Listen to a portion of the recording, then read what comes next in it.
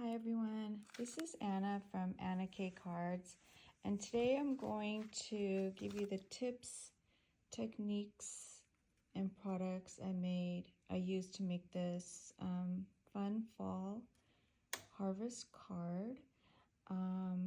So again, I love making my own backgrounds. So for this background, I use the steel panel die. It's like planks, like wooden planks, and it's etched. So I just die cut this from white cardstock, and because it has these etchings in it, when you go to use your inks on it to shade them in, you can still see and enhances those etched markings in the to make it look like the wood planks.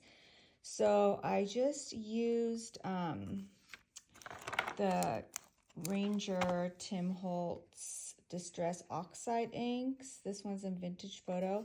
And initially what you do to get the light and dark shading just by using one ink pad is that you first do like a really light hand, not heavy-handed, with a brush, with a shading brush.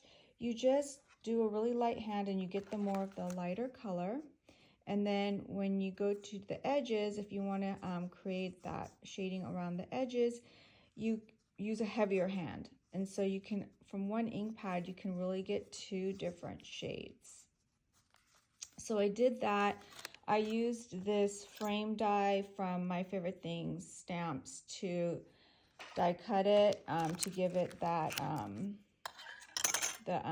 fancy edge there, kind of that torn edge look.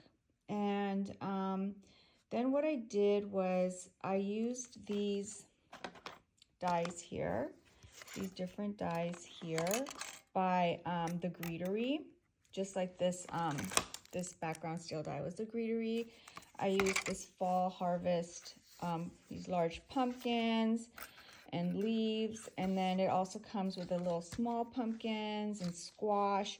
And I die cut all of these out from white cardstock, and then I use different shades, like different oxide shades of oranges and greens and yellows to shade in all the different die cuts.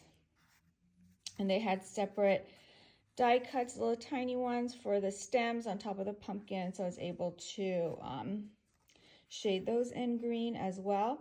And then for this vine, I kind of really wasn't sure, where is it? It's this die cut here, and this one, when you die cut it from the paper, it doesn't cut out this image, it just die cuts inside the paper. So when you die cut, it doesn't come out as like a full vine. You have to piece it together. And so I'll try, obviously you can do beautiful techniques with that type of, this type of die, different versatile techniques. So inlay techniques, for example, I think would be really cool. So I had to play with it. But for this card, I just instead use the pieces to make kind of like a vine coming off the pumpkin here, just to give it some foliage, some greenery around it. And then I have this really cute die set from Pink and Main Stamps. It's so cute. I just love the scarecrow. He's so cute. And so I just stamped all these images, and I use the sentiment in here too, the Autumn Blessings. And I just stamped all these images, and then I stamped them with a black ink that takes time to dry. So I use the clear embossing folder so you can see that shine right there. If you can see it as I go like this, that allows, like when you color, it gives it a little bit of a dimension so that when you color in with your Olo markers or alcohol markers, it's easier to color and it doesn't spread. It doesn't cause black to come into your lighter colors like for the face. So yeah, I just colored it with my Olo markers and created this little scene. And then as a final touch, I felt it still needed something. I created a little ribbon or a little knot here with twine and added it to the very top of my pumpkin.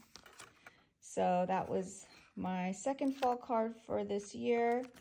And thanks for checking in.